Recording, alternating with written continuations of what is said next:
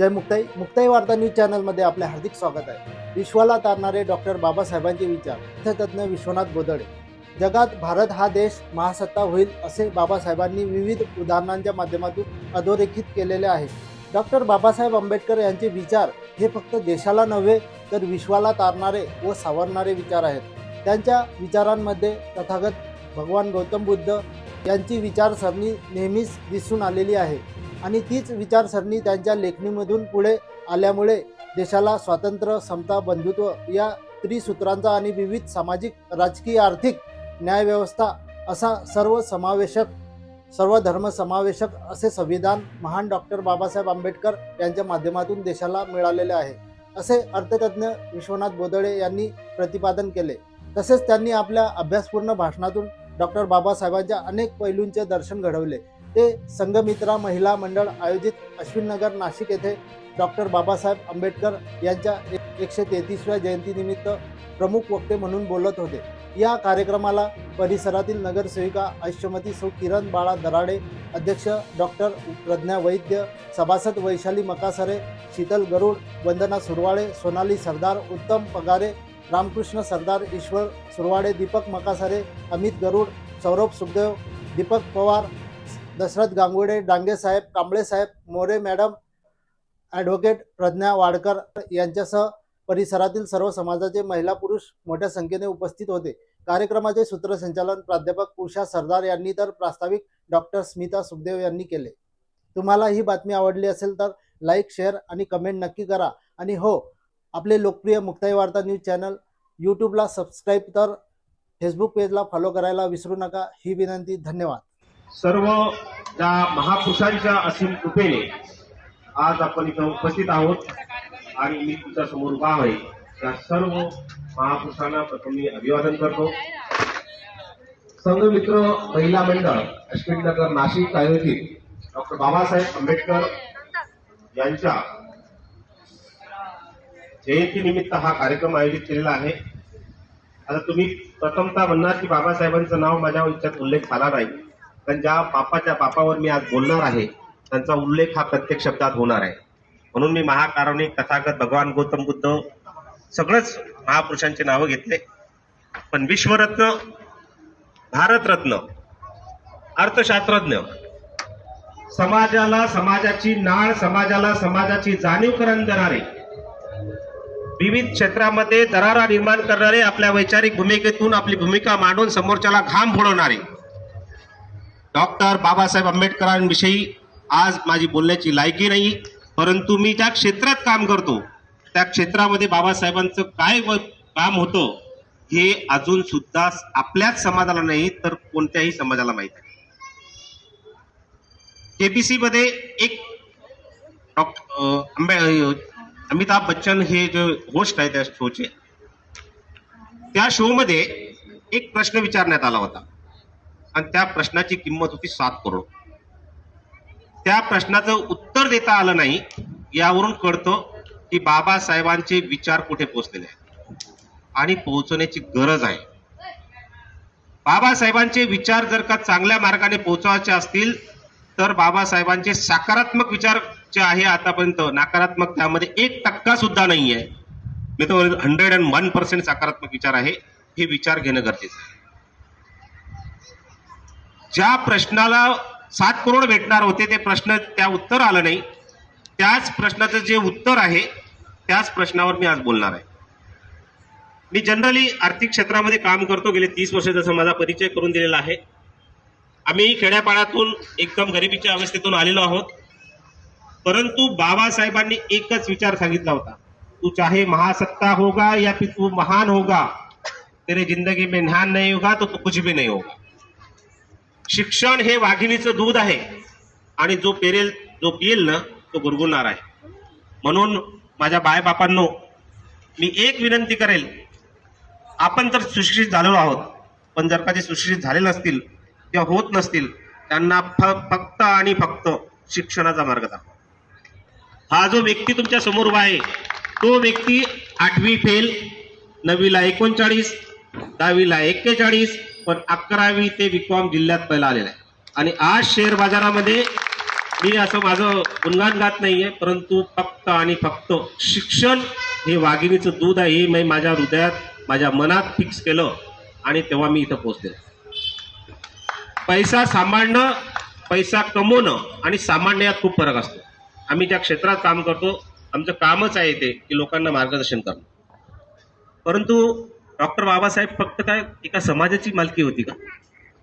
Doctor बाबासाहेबांचे विचार हे फक्त एखाद्या देशाची मालकी आहे का?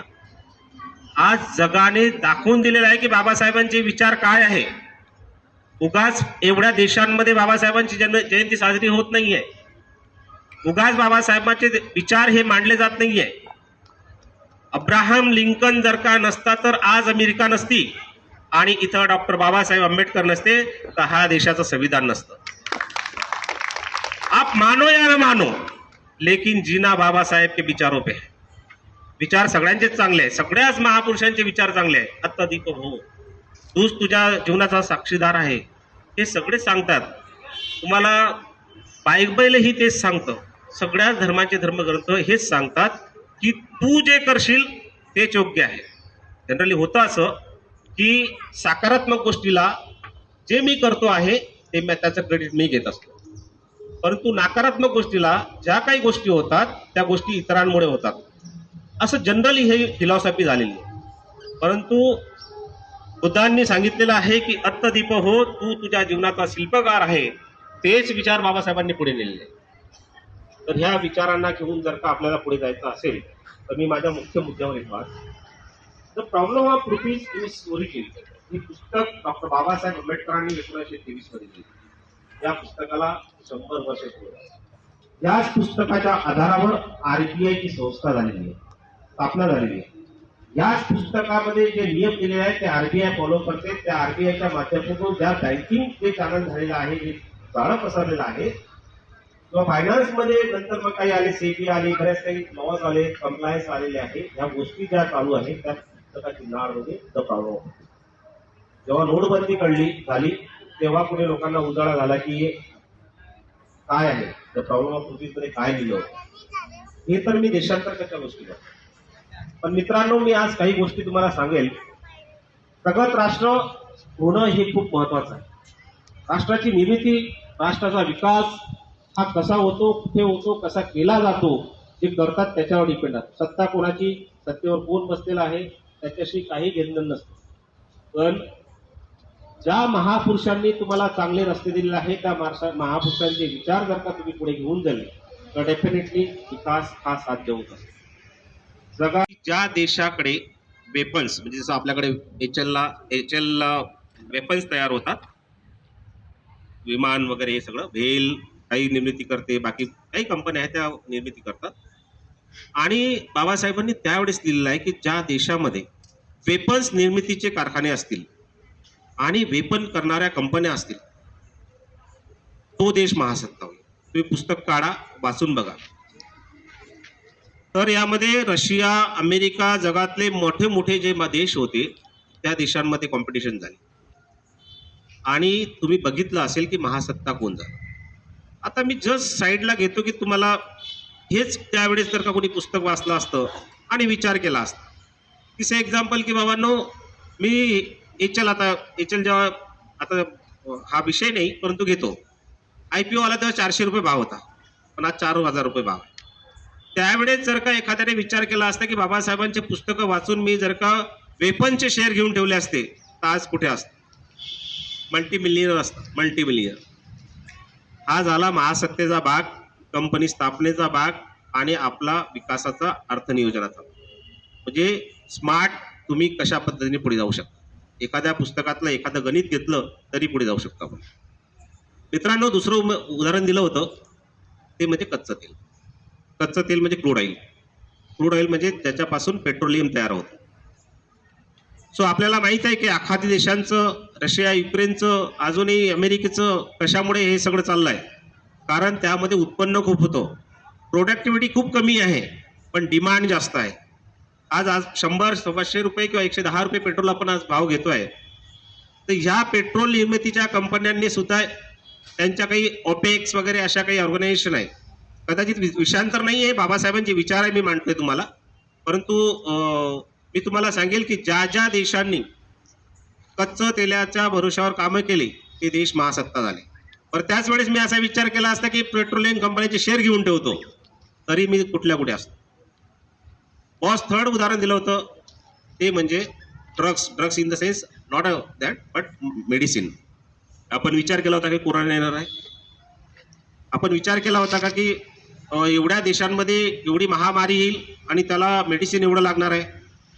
मेडिसिन कंपन्यांचे काय भाव होते, आज शेअर मार्केटमध्ये काय भाव झालेले आहेत. त्याचबरोबर आपण एक बघा की ह्या निमित्ताने पुनावाला कंपनी असेल किंवा दुसऱ्या कंपन्या असेल, त्यांनी वॅक्सिन्स तयार केल्या आणि त्या माध्यमातून ॲटलिस्ट आपण महासत्तेची पायरी चढलेलो. तो जगाला ते एक दिसलेलं आहे की भारतामध्ये आता काहीतरी आहे. म्हणून बाकी देशांमध्येही कृत्य झालेत, पण भारताने ही पहिली पायरी चढली. हे तुम्ही पुस्तक घरी जाऊन वाचा, मी तुम्हाला रिक्वेस्ट करेन. चौथं उदाहरण दिलेलं आहे जे की आतापर्यंत झालेलं नाही आहे. पण जर का हे अवलंबन केलं तर डेफिनेटली मी ह्या इथून तुम्हाला शुअर करतो की तुमची पुढची पिढी सुधरून जाईल. आणि हे पिढीसाठी करायचं असत्या गोष्टी, आपल्यासाठी नाही. तर 14 उदाहरण दिलेलं आहे ते म्हणजे वॉटर. आता तुम्ही म्हणा वॉटर, आमच्याकडे तर ऑक्टोबरपर्यंत पाणी पडतं, आम्ही असंच फेकतो. इथं एक बाटली लागते 4 बाटल्या फेकून देतो. How it is possible? So I am comparing that की बॉस बघा, तुम्ही सिंगापूर जा, 125 रुपयाची बॉटली येते. बाकी कंट्रीजमध्ये जा, पाण्याचे भाव काय आहे, त्यांना बाकी गोष्टी करायलाही पाणी भेटत नाही. आणि आपण मुबलक पाणी आहे आपल्याकडे, मुबलक पाणी आहे, मुबलक भूक्षेत्र आहे आणि मुबलक लोकसंख्या सुद्धा आहे. या 3 गोष्टींच्या भरोशावर पुढच्या 15 वर्षामध्ये डॉक्टर बाबासाहेब आंबेडकरांच्या विचाराला धरून कोणी मानो ना मानो हा देश चालत आहे. आणि हा देश चालत आहे, महासत्ता सुद्धा डॉक्टर बाबासाहेबांच्या विचाराने, doctor the problem of rupees या पुस्तकामध्ये दिलेल्या विचारांनीच होणार आहे. हे तुम्ही मनाशी गाठ बांधून ठेवा. आणि महासत्ता होण्यासाठी मी तुम्हाला आज टिप्स देतो की जर का तुमच्या मुलांना काही घ्यायचं असेल तर वॉटर रिसोर्सेसच्या ज्या कंपन्या आहेत त्यांचे शेअर आंधळ बनवून घेऊन द्या. सो याचं कारण काय आहे, मी तुम्हाला ही 4 उदाहरण दिले जे की प्रत्यक्ष आहे. कारण प्रत्यक्षाला प्रमाणाची गरज नसते. डॉक्टर बाबासाहेबांचे आंबेडकर सगळेच विचार हे प्रत्यक्ष आहे, त्याला प्रमाणाची गरज नाही, कोणी सांगायची गरज नाही की हे विचार असे आहे का तसे आहे. आणि ज्याला विचार पटतात त्या माणसाने जर का विचारांचा विरोधही केला तर त्याला विरोध करायची गरज नाही, कारण त्यांना बाबासाहेब वाचलेच नाही आहे. ज्यांनी बाबासाहेब वाचले त्यांची प्रगती झालेली आहे. आणि आता बाकी कुठे काही गोष्टी राहिलेल्याच नाही आहे. म्हणून आपणही हा विचार आणायचा आहे की माझा विकास झाला, परिसराचा विकास होईल. कुटुंबाचा विकास झाला तर समाजाचा विकास होईल. समाजाचा विकास झाला तर परिसराचा विकास होईल. परिसराचा झाला तर तालुक्याचा होईल, जिल्ह्याचा होईल, शहराचा होईल, देशाचा होईल. So contribution is very important. First of all for society. सोसायटीसाठी जे आपल्याकडून करता आलं ते करायला पाहिजे. आणि हे करण्यासाठी आता खूप मार्ग आहे आपल्याला. It's not necessary you have to spend the money. हे गरजेचं नाही आहे की तुम्ही पैसे भरावे. पैसा हा आज मला असं वाटतंय की प्रत्येकाकडे पैसा आहे, पण प्रत्येकाचं आता इथं 2 भाग पडलेले आहे. पुरुष इकडे बसलेले आहे, महिला आणि पुरुष मिक्स झालेले आहे. पण खरं आर्थिक नियोजन जर का करता यायला असेल तर या भागाला करता येतं. हा भाग थोडा खिशातून बाहेर पैसा काढत असतो आणि बाहेर टाकत असतो. नियोजन हे का म्हणतोय मी, आपण कमवतो. जे एक्झाम्पल मी उदाहरणं प्रत्येक ठिकाणी देतो. मी हे जे सांगतो ना हे या मंचावरून सांगत नाही आहे. मी महाराष्ट्रभर पोलीस स्टाफसाठी कामं करतो, त्यांच्यासाठी लेक्चर देत असतो. बऱ्याच ठिकाणी आम्ही सेबीच्या माध्यमातून प्रोग्राम घेत असतो आणि हेच उदाहरणं देत असतो. याचे उदाहरणं द्यायचं माध्यम काय आहे, मी एकदम लँग्वेज जी असते माझी वॉश लँग्वेज नसते, एक लेमॅन भाषेत बोलत असतो. त्याचं मागचं उदाहरण एक आहे, असं आहे की आपण शिक्षण घेतो, नोकरीला लागतो, लग्न करतो, घर घेतो, परंतु ह्या सगळ्या गोष्टी करत असताना संचय कुठेच करत नाही. बाबासाहेबांचा जो मुख्य विषय होता तो विषय होता अर्थशास्त्र.